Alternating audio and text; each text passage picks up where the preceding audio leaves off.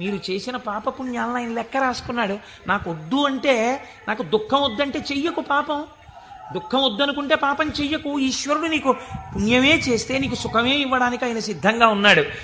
నువ్వు బురదగుంటలో పడుకుని నాకు పన్నీటి వాసనలు కొట్టాలి నా శరీరం అంటే ఎందుకు కొడుతుంది? ఎలా కొడుతుంది? నువ్వు ఏం చేశావో దాని ఫలితాన్ని నువ్వు పొందుతూ ఉంటావు. కాబట్టి ఈశ్వరుడు నీ కంటికి కనపడి ఫలితాన్ని ఇవ్వడు, వెనక నుండి ఫలితాన్ని ఇస్తాడు. ఇదే పోతన గారు అంటారు, స్త్రీ పురుష నపుంసకమూర్తియును కాక తిర్యక అమర నరాది మూర్తియును కాక కర్మ గుణ భేద సరసత్ప్రకాశి కాక వెనుక నన్నియుతానగు విభుతలంతు. ఆ వెనకనున్న పరమాత్మ ఉన్నాడే, నేను ఆయనకి నమస్కరిస్తున్నాను అన్నారు. ఇప్పుడు చూడండి, ఆ మహేశ్వర శబ్దం గురించి అన్నారు, త్వం ఈశ్వరాణం పరమం మహేశ్వరం తం దేవతానాం పరమంచ దైవతం. దేవతలందరూ కూడా ఎవరిని ప్రార్థన చేసి నమస్కరిస్తారో, సర్వ జగత్తుని ఎవడు నియమించి పోషించి రక్షించుతున్నాడో, ఎవడు దీనిని నిలబెడుతున్నాడో, ఎవడు తనలోకి తీసేసుకుంటున్నాడో వాడే మహేశ్వరుడు. వాడు సర్వజగన్నియామకుడు, వాడు పరబ్రహ్మమై ఉన్నాడు. ఇటువంటి పరబ్రహ్మము నీకెక్కడ దర్శనమవుతుంది అని అడిగారు. చూడవచ్చా? నాకు ఎప్పుడైనా ఇలాంటి వాడిని ఒకసారి చూడాలనిపించింది అంటే శాస్త్రం అంది, మహేశ్వర దర్శనము చెయ్యడానికి మహేశ్వర దర్శనము చెయ్యాలన్న తాపత్రయము నీకు కలగాలి అంది. ఇదొక చిత్రమైన మాట అండి. మీరు కొంచెం జాగ్రత్తగా ఆలోచించండి. ఒక మహాపురుషుడు ఒక ఆయన ఉన్నాడు ఈ లోకంలో. కృష్ణావధానుల గారని ఒక ఆయన ఉన్నారు. ఆయన ఒక మహాపురుషుడు. వేదం చదువుకోవడం కాదు, చదువుకున్న వేదాన్ని నిరంతరము అనుష్ఠానములోకి తెచ్చుకున్నవారు. అంతటి మహాపురుషుడు ఆయన.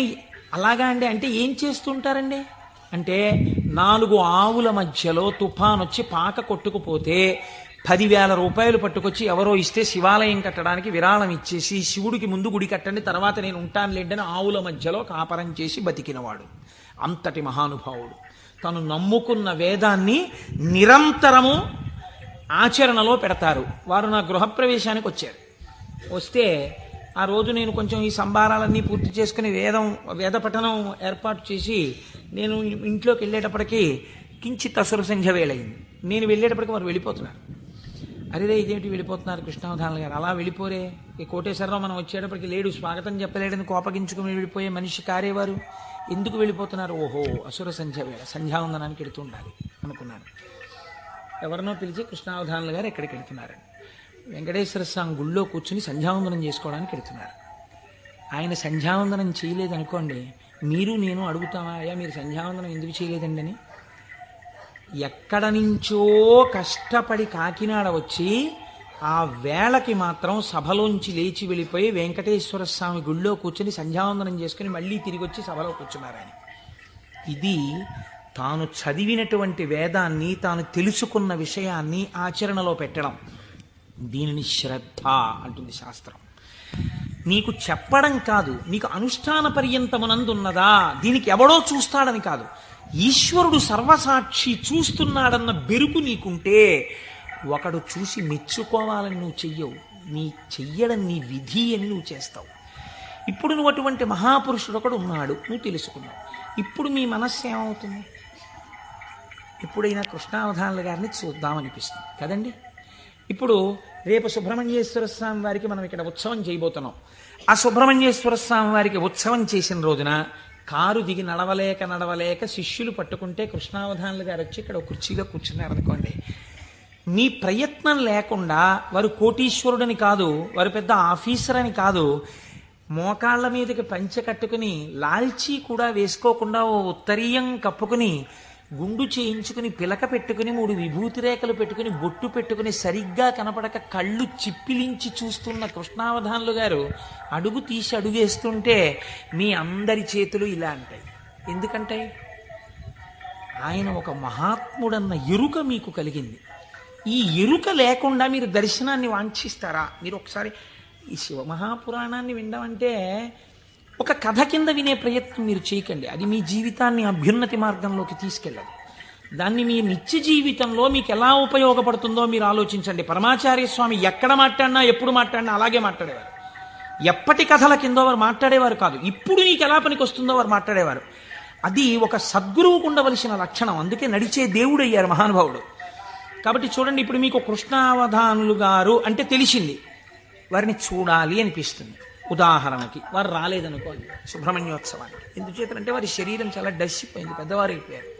కానీ మీరేమంటారు, కృష్ణావధానులు గారు ఎక్కడ ఉంటారంటే ఒకసారి వెళ్ళి మేము దర్శనం చేసుకొస్తామంటారు. అమ్మ ఈ టైంలో వెళ్ళండి, ఈ టైం కాకుండా వెళ్ళకండి, వారికి ఇబ్బంది, పెద్దవారు అయిపోయారు, ఈ సమయంలో వెళ్ళండి దర్శనం ఇస్తారు.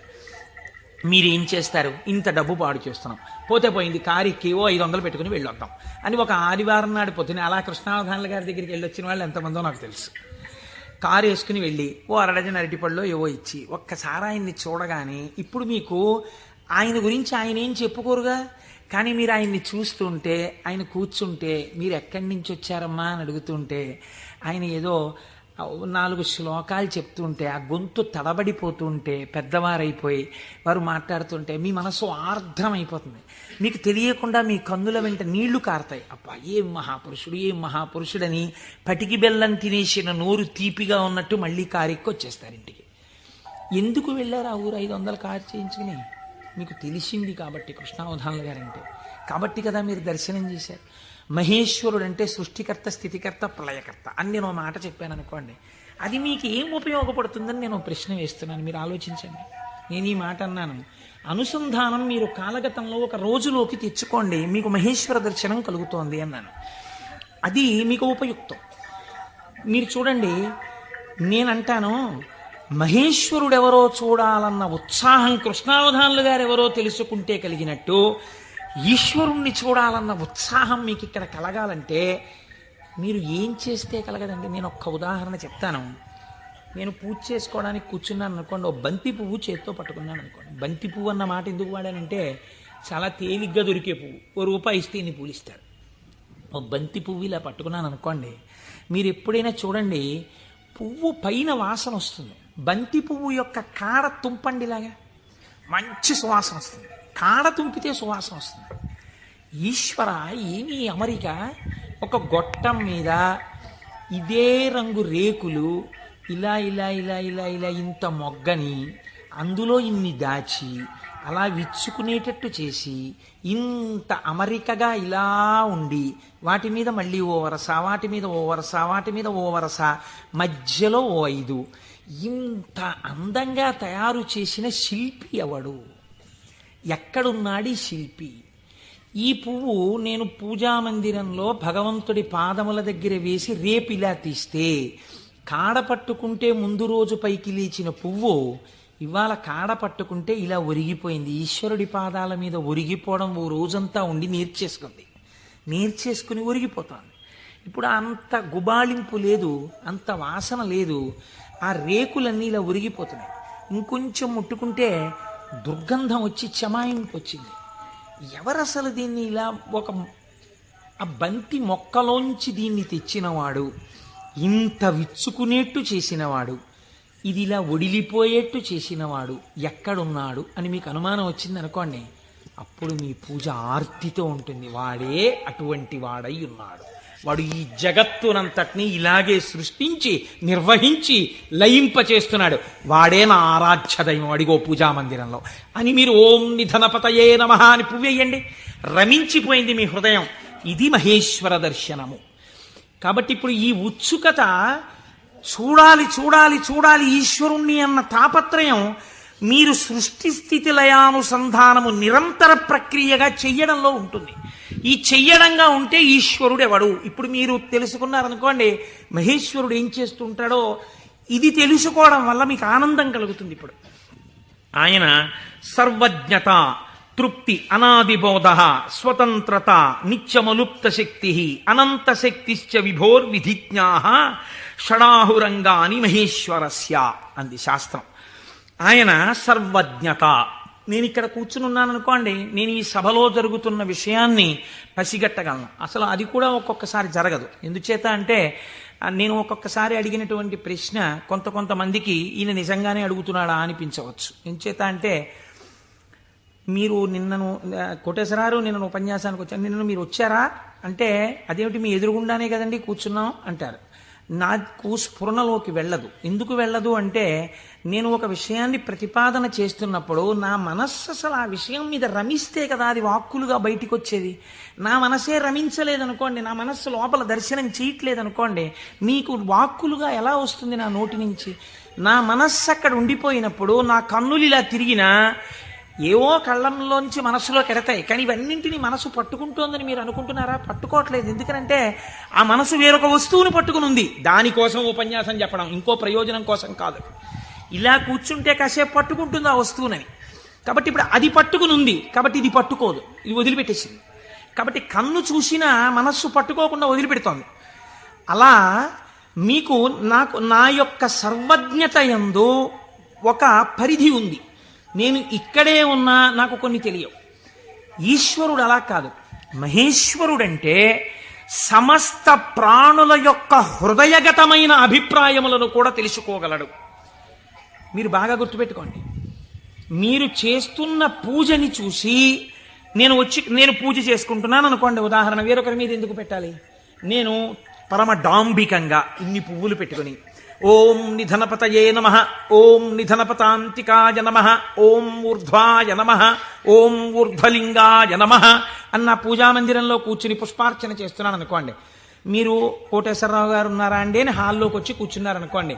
ఆహాహా, ఏం పూజ చేస్తున్నాడండి కోటేశ్వరరావు, నిజంగా ఏమి ఉచ్చారణ, ఏమి నామాలు చెప్తున్నాడు అని మీరు ఇక్కడ గబగబా సోఫాలో కూర్చున్న వారి కింద కూర్చుని కళ్ళు మూసేసుకుని, ఇప్పుడు ఆయన ఇలా పువ్వులు వేస్తుంటారు, ఇలా నామం చెప్తుంటారని మీకు ఆ నామాలు రాకపోయినా మనస్సులో ఇలా ఇలా మీ చెయ్యి అంటూ మీరు పువ్వులు వేసేస్తూ మీరు కూర్చున్నారు. అక్కడ పూజ చేస్తున్న నేను నామాలు నోటితో చెప్తున్నాను, కానీ నా మనస్సు రేపు ఉదయం నేను పెళ్లికి వెళ్ళాలి, ఈ పెళ్లికి వెళ్ళినప్పుడు మనం 10ంటికి ఆఫీస్కి వెళ్ళిపోగలమా, లేకపోతే 1 గంట పర్మిషన్ పెట్టి 11 గంటలకు వెళ్ళిపోగలమా, ఒకవేళ వాళ్ళు భోజనానికి ఉండిపోమ్మంటే దీన్ని వంట చేయమని చెప్పడమా, అక్కర్లేదులే భోజనానికి ఎడదామందామా, భోజనానికి ఎడదామంటే ఇది మీరు వచ్చి నన్ను తీసుకెడతారా ఆఫీస్కి అయితే అంటుందేమో. ఇప్పుడు ఎక్కడున్నాను నేను వాళ్ళ ఇంట్లో పెట్టే భోజనం దగ్గర ఉన్నాను.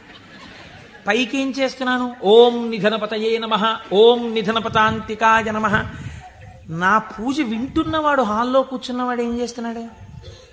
ఆయన కోటేశ్వరారు ఎంత బాగా పూజ చేసుకుంటున్నారో అని తను వచ్చిన పని మర్చిపోయి తను రమించిపోయి ఇక్కడ ఈశ్వరుణ్ణి చూస్తూ ఆయన పాదాల మీద బొడ్డు మల్లెలు వేసేస్తున్నాడు. ఇప్పుడు పూజ చేసిన ఫలితం ఈశ్వరుడు ఎవరికేస్తాడో తెలుసా అండి? హాల్లో కూర్చుని ఆయనకేస్తాడు. కోటేశ్వరరావుకి ఏం వేస్తాడో తెలుసా అండి? ఆయన పూజ చేసుకునేటట్టుగా గట్టిగా నామాలు చెప్పిన ఫలితం వేస్తాడు. చూసారా? ఇది సర్వజ్ఞత. ఇది మీకు దొరకదు. మీరేమంటారు? నేను బయటకు వస్తే కోటేశ్వరరావు పూజ చేసుకున్నారంటారు. హృదయగతమైన అభిప్రాయమును పట్టగలిగిన వాడు. అందుకే శివానందలహరిలో శంకరాచార్యుల వారు మాట అన్నారు, వటుర్వా గేహీవా ఇతిరపి జటీవా తదితరో నరోవా యక్కశ్చిద్భవతు భవకింతేన భవతి యదీయం హృత్పద్మం యది భవతధీనం పశుపతేః తదీయస్త్వం శంభో భవసి భవభారంచ వహసి. నువ్వు వటువా మాకు చెప్పకు. నేను ఉపనయనం చేసుకున్న వటువునండి, ఏం కావాలి మాకైతే? నువ్వు సంధ్యావందనం చేస్తావా, గాయత్రి చేస్తావా చెప్పు. గేహీవా, నేను గృహస్థాశ్రమంలో ఉన్నాను, అయితే ఎవరికి గొప్ప? గేహీవా ఇతిరపి జటీవా తదితరో, అబ్బో మిగిలిన ఆశ్రమాలు ఏవైతే కానివ్వండి, మాకేమిటి గొప్ప? ఇవి కాదు. నీ మనస్సుని ఈశ్వరుడి పాదముల మీద పెట్టడం నీకొచ్చా? నీకొస్తే చెప్పు.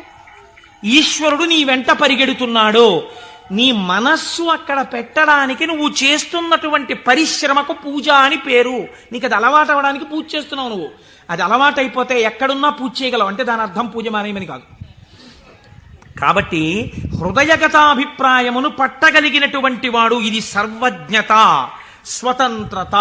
ఇవి రెండు ముడిపడి ఉంటాయి ఈశ్వరుడితోటి. అన్నీ చూస్తుంటాడు ఏకకాలమునందు. సమస్త చరాచర జగత్తులో ఉన్నటువంటి ప్రాణుల యొక్క హృదయాంతర్గత భావములను తాను చూస్తాడు. చూసి ఆ భావముల యొక్క పరిపుష్టి చేత మోక్షాన్ని కూడా అనుగ్రహించేస్తాడు. మీకు పైకి దొరకదు, మీకు ఒక్క నాటికి పైకి చూస్తే దొరకదు. నేను మీకు దీనికి ఒక ఉదాహరణ చెప్తాను. మనం ఇవి వినటం చేతనే పరమశివుడు ప్రసన్నుడవుతాడు. పెరియ పురాణం అని మనకి నాయనార్ల చరిత్ర చెప్తుంది. అందులో శాక్య నాయనార్ అని ఒక నాయనార్. ఆయనకి గొప్ప శివభక్తి తత్పరుడు. కానీ ఆయన ఉన్నటువంటి రోజులు ఎటువంటివంటే శివుడి గురించి మాట్లాడడం కానీ, శివ అన్న నామం చెప్పడం కానీ, శివార్చన చెయ్యడం కానీ కుదరనటువంటి భయంకరమైన పరిస్థితులలో ఆనాటి రోజులున్నాయి. లోపల పరమభక్తి, శివారాధన చెయ్యాలని. కాంచీపురంలో ఉండేవాడు మహానుభావుడు. శివలింగాన్ని ఒక దాన్ని తీసుకొచ్చి రోడ్డు మీద పెట్టారు ఆ రోజుల్లో.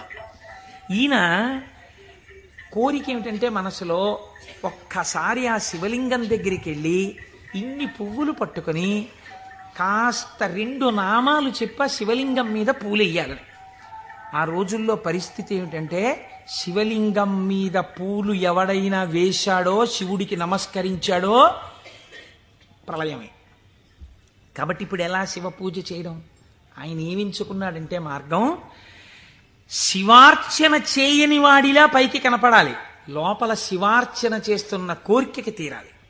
అందుకని ఆయన అటుగా వెడుతూ రోజు అన్నం తినే ముందు కళ్ళంబట నీళ్లు పెట్టుకుని, శివ నీ పూజ చెయ్యకుండా ఎలా తిననయ్యా అన్నామని ఆ రోడ్డు మీద ఉన్న శివలింగం దగ్గరికి వెళ్ళి, శివుడివా నువ్వు శివుడివా అనో రాయి తీయడం. ఇంత పెద్ద చామంతి పువ్వు నా చేత్తో పట్టుకున్నాను అనుకుని శివట నిలబడే శివుడు. లోపల చామంతి పువ్వు వేశాను, శివుడివా అని మళ్ళీ ఇలా తీయడం, శివ అని మళ్ళీ ఇలా ఓ రాయేయడం. ఇంత బొడ్డు మల్లె వేశాను. పరమశివుడి పాదాల మీద ఏం పడ్డాయో తెలుసా అండి? చామంతి పూలు, మల్లెపూలు పడ్డాయి. చూసే వాళ్ళందరూ ఏమనుకున్నారో తెలుసా అండి? వీడు అసలు నిజంగా మన మాట వింటున్నవాడు, చూసావా శివలింగం మీద రాళ్ళు వేస్తున్నాడు వీడు, వీడిని మనం చాలా గౌరవంగా చూడాలనుకున్నాడు. లోకానికి అర్థం అవుతుందా, శివుడికి అర్థం అవుతుందా? శివుడికి అర్థం అవుతుంది. ఇది శాక్యనాయనార్ జీవితం. ఇంతే ఆయన పూజ. ఇది ఆర్తిలోంచి వచ్చిన పూజ. ఒకరోజు ఆయన అన్నం తినడానికి కూర్చున్నాడు, భార్య వడ్డించింది. వడ్డిస్తే అన్నం తినబోయాడు. శర్వహ అనో నామం జ్ఞాపకానికి వచ్చింది. ఈ అన్నం నాకు పెట్టినవాడు శంకరుడు, లోపలికెడితే జీర్ణం చేస్తున్నవాడు శంకరుడు, అగ్నిని ఆదేశించి అన్నాన్ని ఉడికేటట్టుగా నా ఇంట పాచకుణ్ణి చేసినవాడు శంకరుడు, నీటిగా ఈ అన్నం ఉడికేటట్టు కలిసినవాడు శంకరుడు. నేను శంకరుణ్ణి, నేను పశువు తిన్నట్టు ఈ అన్నం తినడానికి వచ్చాను. ఇవాళ శివలింగం మీద 4 పువ్వులు వేయడం మర్చిపోయానని అన్నపు పళ్ళెం దగ్గర లేచి భార్యకి చెప్పకుండా పరుగున శివలింగం దగ్గరికి వెళ్ళాడు. పూజ చేయకూడదు, పరిస్థితులు ఎలా ఉన్నాయి? నిలబడి 4 రాళ్ళు తీసి శివుడివా అని మళ్ళీ వేశాడు. వేస్తూ ఇంతకన్నా చెయ్యలేకపోతున్నానయా అని కన్నుల నీరు కార్చాడు. వెంటనే ఈశ్వరుడు ఆయనకి నటరాజమూర్తిగా సాక్షాత్కరించి తనలోకి కలిపేసుకున్నాడు. ఇప్పుడు మీరు చెప్పండి, శాక్యనాయనార్ జీవితంతో మీకేమర్థమవుతోంది? మహేశ్వరుడన్న శబ్దం చేత మీ సంకల్పములను, మీ హృదయ శుద్ధిని, మీ చిత్తశుద్ధిని చూడగలిగినవాడు. ఇది ఆయన స్వతంత్రత. ఇప్పుడు మీరు బాహ్యంలో ఆయన లోపల చేసింది మీకు తెలియదు.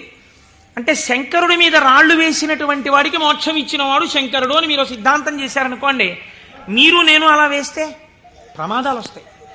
కాబట్టి లోపల ఏ భావనతో ఒక్క రాయి వేసినా దాన్ని భావనకి అనుగుణంగా తీసుకుని ఉద్ధరించి, చాలు పొంగిపోయాను రా నీ భక్తికని అన్నం విడిచిపెట్టి 4 రాళ్లతో పూజ చేసిన వాడికి మోక్షం ఇచ్చినవాడు. ఇలా చేస్తే మోక్షం ఇవ్వాలని ఏమైనా రూల్ ఉందా? అలా నియమాలేమి ఉండవు. ఈశ్వరుడి స్వతంత్రత, ఆయన ఇయ్యగలడు. ఇది మహేశ్వర శబ్దము చేత ప్రతిపాదింపబడుతుంది. ఇది ఆయన శక్తికి లోపం ఉండదు. ఆయన ఇది చేశాడు కాబట్టి ఇంక ఇది చెయ్యలేడని మీరు చెప్పలేరు. ఆయన శక్తి క్షీణించిపోయిందండి, ఆయన అలిసిపోయాడండి, అలా ఏం ఉండదు. నిరంతర ఉత్సాహముతో ఉంటాడు. ఎప్పుడు ఆయన శక్తి క్షీణించడం అన్నది ఉండదు. అటువంటి వాడెవడో సర్వజ్ఞత, తృప్తి అన్న మాట ఎప్పుడు వస్తుందండి? మీరు చూడండి, ఒక ఆయనకి పెద్ద బంగళా ఉంది, కానీ ఆయన ఎప్పుడు ఎక్కడ కూర్చుని ఉంటారంటే ఆ ఇంటి పెరట్లో ఓ చక్కటి పూల తోట ఉంది, అందులో ఆయన ఒక ఈజీ చైర్ వేసుకుని అందులో కూర్చుని ఉంటారు ఎక్కువ. మా దొరగారు ఎక్కువగా వేప చెట్టు కింద కూర్చుని ఉండేవారు.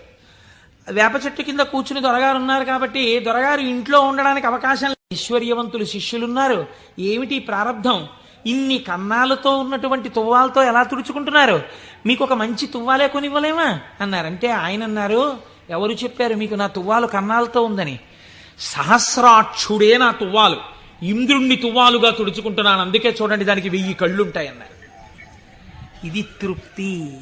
తనకిది లేదన్న భావన ఉండదు. అంతా నాదే, నాది కాందేమిటన్న భావనతో బతుకుతారు పెద్దలు. కాబట్టి అటువంటి తృప్తి మహేశ్వరుడి సొత్తు.